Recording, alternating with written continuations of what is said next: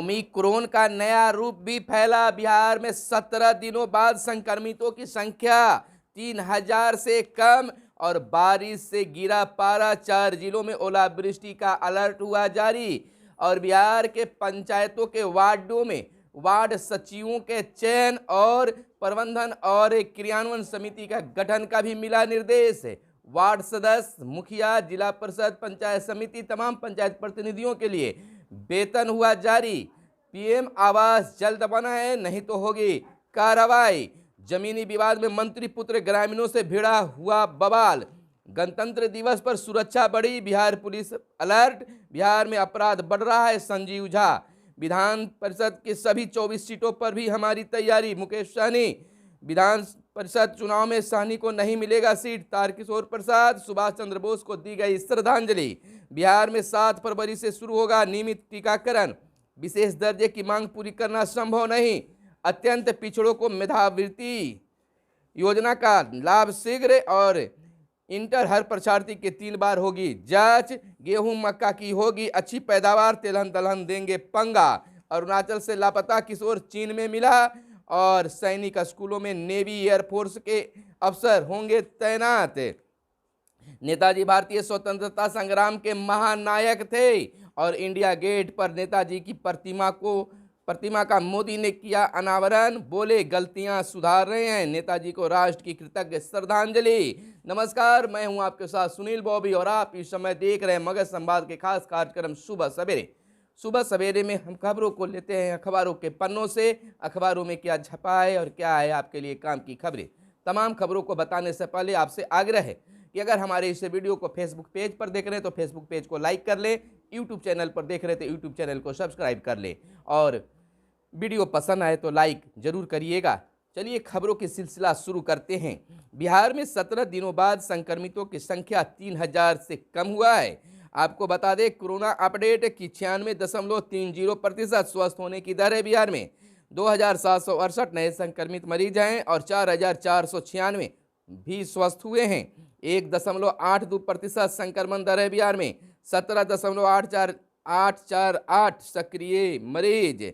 और यहाँ बता दें कि बिहार में कोरोना की तीसरी लहर के दौरान 17 दिनों के बाद कोरोना संक्रमितों की संख्या 3000 के नीचे आ गई है। रविवार को राज्य में 2768 नए संक्रमितों की पहचान हुई है। राज्य में 6 जनवरी को 2379 संक्रमित मिले थे। लगातार छठे दिन नए संक्रमितों की संख्या में गिरावट दर्ज की गई है। पिछले 24 घंटे में राज्य में 1,52,135 सैंपल की जांच की गई है। और संक्रमण की दर की बात कर ले तो 1.82% हो गई है। और इधर एक और डरावने वाली खबर है, चिंता की बात है कि INSSC ओजी ने कहा देश में ओमिक्रॉन का सामुदायिक प्रसार दिल्ली मुंबई में हावी है। ओमिक्रॉन का नया स्वरूप भी फैल रहा है। 40 से ज़्यादा देशों में BA.2 स्वरूप से में सक्रिय मिल रहे हैं। 45% मामले डेनमार्क में पिछले हफ्ते BA.2 की हुई है। आर वैल्यू में हुई है गिरावट। कोरोना का ओमिक्रॉन स्वरूप भारत में सामुदायिक संक्रमण के स्तर पर पहुंच गया है। इधर बता दें कि दिल्ली मुंबई समेत जिन शहरों में नए मामलों में तेजी में वृद्धि देखी जा रही है वहां यहां हावी हो गया है। इतना ही नहीं, ओमिक्रॉन का नया स्वरूप BA.2 भी फैल रहा है और देश में कई जगह इसकी मौजूदगी मिली है। केंद्रीय स्वास्थ्य मंत्रालय से जुड़ी संस्था इंडियन SARS-CoV-2 जीनोमिक कंसोर्टियम ने ताज़ा बुलेटिन में यह जानकारी दी है। और इधर पीएम मोदी ने इंडिया गेट पर नेताजी की प्रतिमा का किया अनावरण। बोले गलतियां सुधार रहे हैं। प्रधानमंत्री नरेंद्र मोदी ने नेताजी सुभाष चंद्र बोस की 125वीं जयंती पर रविवार शाम इंडिया गेट पर उनकी होलोग्राम प्रतिमा का अनावरण किया। उन्होंने कहा यह दुर्भाग्य है कि आज़ादी के बाद कई महान व्यक्तियों के योगदान को मिटाने का काम किया गया। आज देश वैसी गलतियों को सुधार रहा है। और 28 फीट ऊंची 6 फीट चौड़ी होगी प्रतिमा। जेट ब्लैक ग्रेनाइट में उकेरी जाएगी, यानी कि अब प्रतिमा बनाने की भी पहल होगी। 3D तकनीक से तैयार होलोग्राम प्रतिमा असली मूर्ति बनने तक रहेगी। नेताजी को राष्ट्र की कृतज्ञ श्रद्धांजलि। प्रधानमंत्री मोदी ने कहा है कि यह कालखंड ऐतिहासिक है। आज हम इंडिया गेट पर अमृत महोत्सव मना रहे हैं। नेताजी भव्य प्रतिमा डिजिटल स्वरूप में स्थापित हो रही है। जल्द ही इसकी प्रतिमा ग्रेनाइट की विशाल प्रतिमा लगेगी। यह प्रतिमा आज़ादी के महानायक की कृतज्ञ राष्ट्र की श्रद्धांजलि है। और दूसरी बड़ी खबर की ओर चलते हैं कि अब एक बार फिर से पंचायती राज विभाग ने पंचायत के वार्डों में वार्ड सचिवों के चयन को लेकर फरमान जारी किया है। यह रिमाइंडर फरमान है। आपको बता दें कि पंचायती राज विभाग के निर्देशक रंजीत कुमार सिंह ने पहले भी एक पत्र जारी किया था जिसमें वार्ड सचिवों के चयन की प्रक्रिया के बारे में लिखा गया था। अब दूसरी बार यह रिमाइंडर पत्र जारी किया गया है कि अब तक बहुत सारे पंचायतों में वार्ड सचिवों का चयन नहीं हो पाया है। शीघ्र चयन करने का आदेश दिया गया है। ग्राम पंचायतों में सभी वार्ड क्रियान्वयन एवं प्रबंधन समिति गठन कर जल्द किया जाए, इसे सुनिश्चित कराने का निर्देश सभी जिलाधिकारियों और पंचायती राज विभाग को दिया गया है। जिलों को कहा गया है कि कोरोना अनुकूल व्यवहार का पालन करते हुए समितियों का गठन कराया जाए। जानकारी के अनुसार राज्य के ग्रामीण क्षेत्र में 1,11,000 के करीब वार्ड हैं। पूर्व में वार्ड क्रियान्वयन एवं प्रबंधन समिति का गठन 15 फरवरी तक करने का निर्देश जारी किया गया था, लेकिन कोरोना संक्रमण के डर से बहुत सारे जगहों पर अब तक वार्ड क्रियान्वयन समिति प्रबंधन समिति का गठन नहीं हुआ है, वार्ड सचिवों का चयन नहीं हुआ है। पंचायतों से दूसरी बड़ी खबर यह है कि पंचायतों के पंचायत प्रतिनिधियों जैसे वार्ड मुखिया, पंचायत समिति सदस्य, जिला परिषद सदस्य, सरपंच साहब, पंच साहब, जितने भी पंचायत प्रतिनिधि, तमाम पंचायत प्रतिनिधियों के लिए उनका मानदेय जारी कर दिया गया है और शीघ्र ही दिसंबर तक का मानदेय भुगतान करने का निर्देश भी दिया गया है। और इधर पीएम आवास योजना को शीघ्र पूरा करने का आदेश दिया गया है। लक्ष्य को पूरा नहीं कर पा रहा, लक्ष्य को शीघ्र पूरा करने का भी निर्देश पंचायती राज विभाग के द्वारा दिया गया है, बिहार सरकार के द्वारा दिया गया है। और यह भी सख्ती से कहा गया है कि अगर समय पर अगर लक्ष्य को पूरा नहीं किया गया तो वैसे पदाधिकारियों पर कार्रवाई की जाएगी जो लापरवाही बरतते नजर आ रहे हैं, जो लक्ष्य को पूरा करने में बाधक बन रहे हैं, वैसे पदाधिकारियों पर भी कार्रवाई होगी। इधर आपको बता दें कि बारिश से गिरा पारा, 4 जिलों में ओलावृष्टि का अलर्ट जारी हुआ है, सर्दी का सितम जारी है। और बता दें कि पटना, गया, औरंगाबाद, जहानाबाद, नवादा, सारण जिलों में के अलावा उत्तर बिहार के कुछ जिलों में लगातार बारिश हुई है। वो यहाँ ओला का अलर्ट भी जारी किया गया है। सूबे के जहानाबाद, नवादा, भोजपुर और सारण जिले में ओला गिरने का अलर्ट मौसम विभाग ने जारी किया है। कल से सुधरेगा मौसम। मौसम विज्ञान केंद्र पटना के अनुसार राज्य भर में 25 जनवरी से मौसम में सुधार होगा। बारिश का सिस्टम 25 जनवरी से कमजोर होगा। हवा की दिशा में बदलाव की भी आसार हैं। इसके बाद फिर से पर्वतीय प्रदेशों में शुष्क और उत्तरी पछुआ हवाओं का प्रभाव बढ़ेगा, जिसके प्रभाव से न्यूनतम तापमान में काफ़ी गिरावट आएगी। अभी 2 दिनों तक रात में न्यूनतम तापमान सामान्य से काफ़ी ऊपर रहने से थोड़ी गर्म का एहसास होगा। 2 दिनों बाद कनकनी फिर से बढ़ने का आसार बताया गया है। इधर जमीनी विवाद में मंत्री पुत्र ग्रामीणों से भिड़ा, बवाल हुआ। बेतिया की घटना है। पर्यटन मंत्री के बेटे बच्चों को पीटने व फायरिंग का आरोप है। आपको बता दें कि लोगों ने मंत्री पुत्र व समर्थकों को खदेड़ा, मंत्री पुत्र भी जख्मी। मंत्री नारायण प्रसाद के बेटे पर फायरिंग का भी लगा है आरोप। आपको बता दें कि हरदिया फुलवारी में 1.5 बीघा जमीन में मंत्री का है बगीचा। बेतिया मुफस्सिल थाने के हरदिया फुलवारी गांव में रविवार को सुबह करीब 9 बजे सूबे के पर्यटन मंत्री नारायण प्रसाद के परिजनों और उनके बगीचे में क्रिकेट खेल रहे बच्चों के बीच विवाद में हिंसक झड़प हुई। इस दौरान मंत्री पुत्र व उनके समर्थकों पर हवाई फायरिंग करने का आरोप है। ग्रामीणों ने मंत्री के बेटे और उनके साथ आए लोगों पर बगीचे में खेल रहे बच्चों को पीटने और फायरिंग का भी आरोप लगाया है। और सैनिक स्कूलों में नेवी एयरफोर्स के अफसर होंगे तैनात। यह दिल्ली से खबर निकलकर सामने आई है। सैनिक स्कूल में शीर्ष पदों पर अब तक सेना के शिक्षा कोर के अफसरों को ही तैनात किया जाता था, लेकिन रक्षा मंत्रालय इसमें व्यापक अपनाते हुए नौसेना एवं वायुसेना के अफसरों को भी तैनात करने पर विचार कर रहा है। इसके पीछे सैनिक स्कूलों की संख्या बढ़ना और सेना के पास अफसरों की संख्या सीमित होना प्रमुख कारण बताया गया है। और अरुणाचल से लापता किशोर चीन में मिला।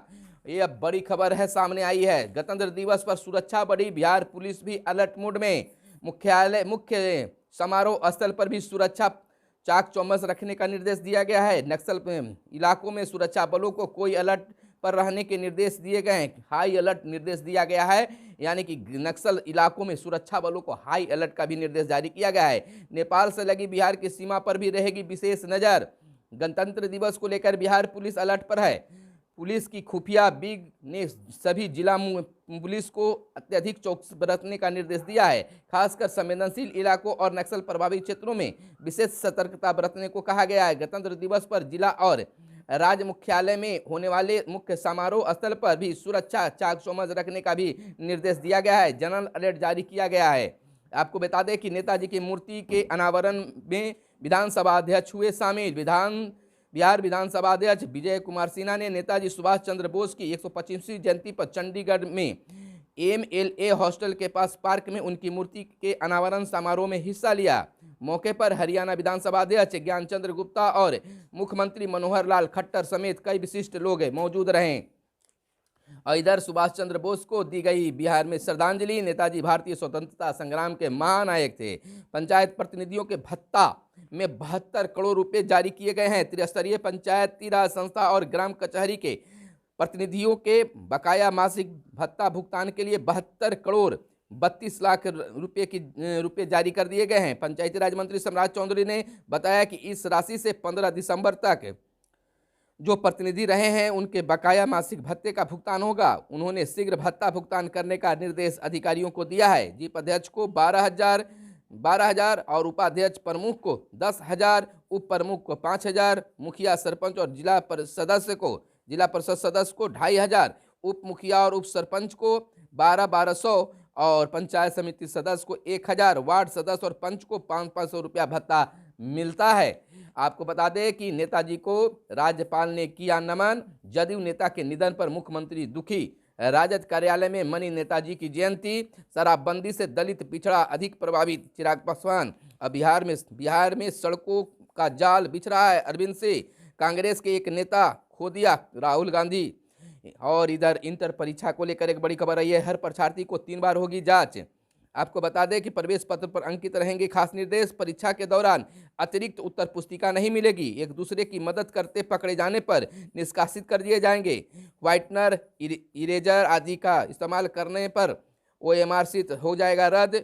परीक्षा शुरू होने के 1 घंटे तक बाहर जाने की नहीं होगी अनुमति। मास्क लगाकर जाने पर ही केंद्र में मिलेगा अनुमति। परीक्षा हॉल में दूसरे परीक्षार्थी से बातचीत किया तो निष्कासित हो जाइएगा। और लगातार 3 बार होगी कोरोना की जांच। इंटर परीक्षा के दौरान केंद्र पर प्रत्येक परीक्षार्थी को 3 बार जांच की जाएगी। 2 बार केंद्र परिषद में और 1 बार वीक्षक द्वारा कक्षा में परीक्षा शुरू होने से पहले जांच की जाएगी। इसकी जानकारी बोर्ड द्वारा दी गई है। एक वीक्षक पर 25 छात्रों को जांच करने की जिम्मेदारी होगी। छात्रों की जांच के बाद वीक्षकों को शपथ पत्र भरना होगा। वीक्षकों को अगर इसके बाद छात्र कदाचार करते या नकल करते पकड़े जाते हैं तो ऐसे में संबंधित वीक्षक पर कार्रवाई की जाएगी। और इधर अत्यंत पिछड़ों को मेधावृत्ति योजना का लाभ मिलेगा।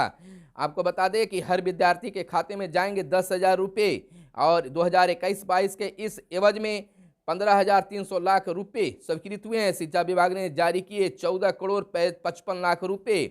और इधर VIP प्रमुख मुकेश सहनी ने कहा है कि विधान परिषद यानी स्थानीय प्राधिकार के होने वाले चुनाव के सभी 24 सीटों पर हमारी तैयारी है। पंचायत चुनाव में भी हमने पूरे दमखम से अपने लोगों को लगाकर तैयारी कर रखा है। और इधर जिला विधान परिषद के स्थानीय प्राधिकार वाले 24 सीटों के चुनाव में VIP को भाजपा का कोई हिस्सेदारी नहीं होगी। उप मुख्यमंत्री तारकिशोर प्रसाद ने रविवार को इसके साफ संकेत दिए हैं। पत्रकारों से इस बाबत पूछे गए एक सवाल में 2 टूक में कहा कि VIP के साथ हम कभी विधान परिषद का चुनाव नहीं लड़े हैं। इधर आपको बता दें कि बिहार में अपराध बढ़ रहा है, संजीव झा का मानना है। और गठबंधन में न कभी भीख होती है और न कभी डील, यह कहना है उप मुख्यमंत्री तारकिशोर प्रसाद का। पंचायत प्रतिनिधियों की जारी हो गई है और विशेष दर्जे की मांग पूरी करना संभव नहीं है, जायसवाल बोले हैं। उड़ीसा, तेलंगाना और झारखंड के CM से संपर्क करें। ललन से शिष्टमंडल अगर PM से मिलने जाता है तो हम भी जाने को तैयार हैं। बिहार में 7 फरवरी से शुरू होगी नियमित टीकाकरण, यानी कि बिहार में मिशन इंद्रधनुष 4.0 के तहत 7 फरवरी से नियमित टीकाकरण की गति देने के लिए अभियान शुरू होगा। केंद्र सरकार के दिशा निर्देश स्वास्थ्य विभाग द्वारा सभी जिलों में एक साथ अभियान संचालित की जाएगी। और गेहूं मक्का की होगी अच्छी पैदावार, तेलहन दलहन होंगे देंगे दगा। मौसम बदलता मौसम का यह है के अनुसार यह कहा जा रहा है। और इधर जो और कुछ खबरें हैं जो आपको जानना बहुत ज़रूरी है, आपको बता दें कि बिहार में कोरोना का स्तर लगातार नीचे की ओर लुढ़क रहा है, जिसके कारण लोगों ने राहत की सांस ली है, लेकिन इससे भयमुक्त नहीं होना है, सतर्क रहने की जरूरत है। कोरोना ठीक होने के बाद भी योग और व्यायाम जारी रखने की जरूरत है। मालगाड़ी बेपटरी, 5 घंटे ट्रेन परिचालन रही ठप। जमालपुर मुंगेर से है खबर। कटिहार से खबर है, सड़क हादसे में जीजा और साले की हुई मौत। और उत्तर बिहार में भी बारिश का सिस्टम सक्रिय और कचरे में मिली 5 वैक्सीन वायल।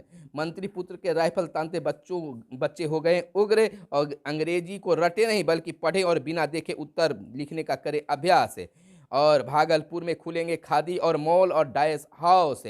और इधर कुछ और जो खबरें हैं जो आपको हम बता देते हैं चलते चलते, केवल हेडिंग ही आपको बताएंगे। 2 दिनों से संक्रमण में केस में आ रही है देश स्तर पर गिरावट। पाकिस्तान को धूल चटाने वाले हथियारों की झांकी होगी खास। गणतंत्र दिवस के अवसर पर देश में 73वें गणतंत्र दिवस के मौके पर आज़ादी के अमृत महोत्सव के तहत 1965 और 1971 के युद्ध में भारतीय सैनिकों द्वारा इस्तेमाल किए गए हथियारों की भी झांकी निकालने की योजना है। इन्हीं हथियारों के बलबूते भारतीय सैनिकों ने पाकिस्तान को युद्ध के मैदान में धूल चटाई थी। गणतंत्र दिवस परेड पर इस बार नेशनल स्टेडियम पर होगी खत्म और 14वें दिन चरम पर होगा कोरोना। और कोरोना का नया स्वरूप आने से पहले चल जाएगा पता। यूक्रेन के घटनाक्रम पर सरकार की पैनी नजर। यूक्रेन में सत्ता बदलना चाहता है रूस, ब्रिटेन का कहना है। चुनावी राज्यों में बढ़ रहे कोरोना के नए मामले। तो यह थी आज की खास और आपके काम की खबरें जो आपको जानना जरूरी था। वीडियो पसंद आया हो तो लाइक जरूर कर दीजिएगा। फिर मिलते हैं अगले वीडियो में, तब तक के लिए दीजिए इजाजत। धन्यवाद। जय हिंद, जय भारत, वंदे मातरम।